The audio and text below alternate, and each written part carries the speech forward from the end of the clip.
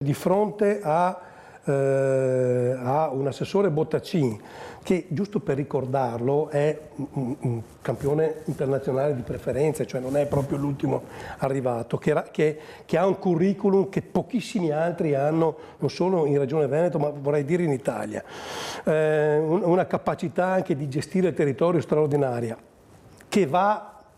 poi legittimamente, nel senso che io sono andato a fare il relatore a un congresso del Partito Democratico, quindi si va dove ti invitano, è giusto che uno porti la propria esperienza, però io mi chiederei, perché non posso fare spallucce, perché oggi la Lega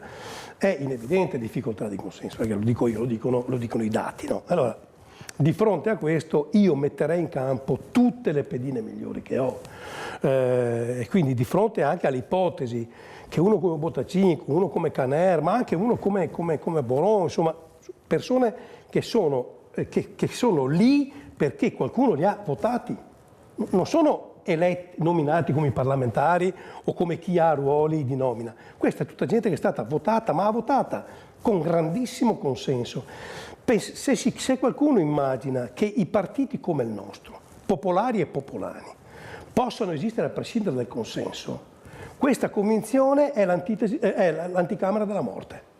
Di fronte a questi segnali che io trovo drammatici, perché poi anche dico, ma è andato via uno che è stato parlamentare, ho capito, ma perdi un patrimonio di conoscenze, di sensibilità, di capacità di stare nel territorio, cioè io non perderei nessuno, non so come dire, ma insomma,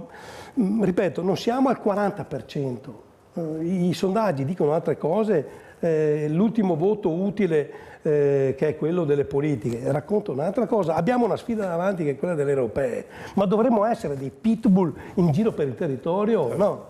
siamo qua, filosofia, per carità.